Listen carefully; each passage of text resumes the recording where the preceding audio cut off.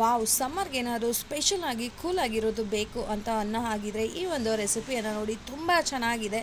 ಮನೇಲಿ ಇರೋವಂಥ ಇಂಗ್ರೀಡಿಯೆಂಟ್ಸು ಫ್ರೂಟಲ್ಲಿ ಮಾಡೋ ಅಂಥದ್ದು.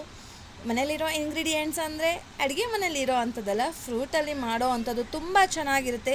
ಗುವಾ ಜ್ಯೂಸ್, ಸೀಬೆಹಣ್ಣಿನ ಜ್ಯೂಸ್ ಅಂತ ಹೇಳಿಬಿಟ್ಟು ಮಿಲ್ಕ್ ಶೇಕ್ ಅಂತ ಹೇಳ್ಬೋದು. ಜ್ಯೂಸ್ ಅನ್ನೋದಕ್ಕಿಂತ ಮಿಲ್ಕ್ ಶೇಕ್, ಮಿಲ್ಕ್ ಹಾಕಿ ಮಾಡೋದ್ರಿಂದ ಮಿಲ್ಕ್ ಶೇಕ್ ಅಂತ ಹೇಳ್ಬೋದು.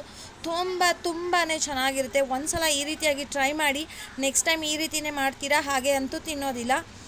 ಇಲ್ಲಿ ನಾನು ಒಂದು ಬೌಲಷ್ಟು, ಸುಮಾರು ಇಲ್ಲಿ 2 ಮೀಡಿಯಮ್ ಸೈಜಿಂದು 2 ಸೀಬೆಹಣ್ಣನ್ನು ತೊಗೊಂಡಿದ್ದೀನಿ.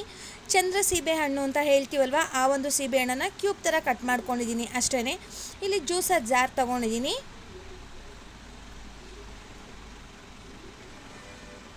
ಆ ಒಂದು ಸೀಬೆಹಣ್ಣಿಗೆ ಕೆಲವೊಬ್ಬರಿಗೆ ಶುಗರನ್ನ ತಿನ್ನೋದಿಲ್ಲ, ನಾವು ಮನೆಯಲ್ಲಿ ಯೂಸ್ ಮಾಡಲ್ಲ ಅಂದರೆ ನೀವು ಕಂಪ್ಲೀಟಾಗಿ ಸ್ಕಿಪ್ ಮಾಡ್ಬೋದು. ಆ ಜಾಗಕ್ಕೆ ಹನಿ ಹಾಕ್ಕೋಬೋದು, ಇಲ್ಲ ಬೆಲ್ಲ ಹಾಕ್ಬೋದು. ನನಗೆ ಯಾವುದೂ ಬೇಡ ಅಂತ ಆಗಿದ್ರೆ ಹಾಗೇ ಕುಡಿಬೋದು, ತುಂಬ ಚೆನ್ನಾಗಿರುತ್ತೆ.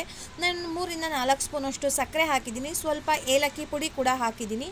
ಕಟ್ ಮಾಡಿ ಇಟ್ಕೊಂಡಿರೋ ಅಂಥ ಸೀಬೆಹಣ್ಣನ್ನು ಕೂಡ ಅದಕ್ಕೆ ಮಿಕ್ಸ್ ಮಾಡ್ತಾ ಇದ್ದೀನಿ. ಈ ರೀತಿಯಾಗಿ ಮಾಡಿ ಮಕ್ಕಳು ಊಟ ಬೇಡ, ತಿಂಡಿ ಬೇಡ ಅಂತ ಹೇಳ್ತಾನೆ ಇರ್ತಾರೆ. ಸಮ್ಮರ್ ಟೈಮಲ್ಲಿ ಆಗ್ಬೋದು, ಬೇರೆ ಟೈಮ್ನಲ್ಲಿ ಆಗ್ಬೋದು. ಆ ಟೈಮ್ನಲ್ಲಿ ಈ ಥರ ಒಂದು ಗ್ಲಾಸ್ ಮಾಡಿಕೊಟ್ರೆ ಸಾಕು, ತುಂಬ ಅಂದರೆ ತುಂಬ ಹೆಲ್ದಿ. ತುಂಬ ನಮಗೆ ಹಣ್ಣುಗಳು ತಿನ್ನಲ್ಲ ಮಕ್ಕಳು ಅಂತ ಹೇಳ್ತಾ ಇರ್ತೀವಿ, ಹಾಲು ಕುಡಿಯೋಲ್ಲ ಅಂತ ಹೇಳ್ತಾ ಇರ್ತೀವಿ. ಸೊ ಈ ರೀತಿಯಾಗಿ ಮಾಡೋದ್ರಿಂದ ನಮಗೂ ಕೂಡ ಒಂದು ಸಮಾಧಾನ ಇರುತ್ತೆ. ಒಂದೊಳ್ಳೆ ಪ್ರೋಟೀನ್ ಇರೋ ಅಂಥ ಡ್ರಿಂಕನ್ನು ಕೊಟ್ಟಿದ್ದೀವಿ ಅಂತ ಕೂಡ ನಾವು ಫೀಲ್ ಮಾಡ್ಬೋದು. ನಾನಿಲ್ಲಿ ಸುಮಾರು ಒಂದು ಅರ್ಧ ಲೀಟರಷ್ಟು ಹಾಲನ್ನು ಆ್ಯಡ್ ಮಾಡ್ತಾಯಿದ್ದೀನಿ, ಜೊತೆಗೆ ಐಸ್ ಕ್ಯೂಬನ್ನು ಕೂಡ ಹಾಕ್ತಾಯಿದ್ದೀನಿ.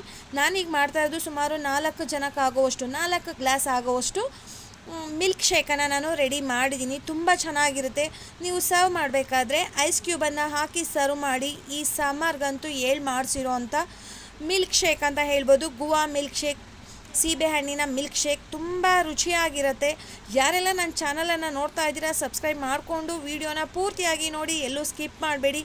ನಿಮ್ಮ ಫ್ಯಾಮಿಲಿ ಮೆಂಬರ್ಸ್ಗಾಗ್ಬೋದು, ಫ್ರೆಂಡ್ಸ್ ಸರ್ಕಲ್ ಆಗ್ಬೋದು, ಮಿಸ್ ಮಾಡದೆ ಈ ಒಂದು ರೆಸಿಪಿಯನ್ನು ಶೇರ್ ಮಾಡಿ. ಯಾರೆಲ್ಲ ಈ ಥರ ರೆಸಿಪಿಯನ್ನು ಟ್ರೈ ಮಾಡ್ತೀರಾ, ಮಿಸ್ ಮಾಡಿದೆ ನನಗೆ ಕಮೆಂಟ್ ಮಾಡಿ.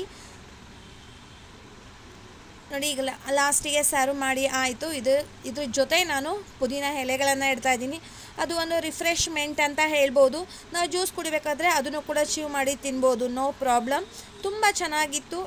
ಮಾಡಿಸಿರೋ ಅಂಥ ರೆಸಿಪಿ ಅಂತ ಹೇಳಿದ್ದೀನಿ. ಸಮ್ಮರ್ಗೆ ಮಿಸ್ ಮಾಡದೆ ಟ್ರೈ ಮಾಡಿ, ನಿಮ್ಮೆಲ್ಲರಿಗೂ ಕೂಡ ಇಷ್ಟ ಆಗುತ್ತೆ ಅಂತ ಅಂದ್ಕೊಂಡಿದ್ದೀನಿ.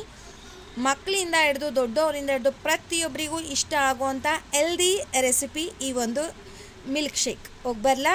ಬಾಯ್ ಸ್ನೇಹಿತರೆ.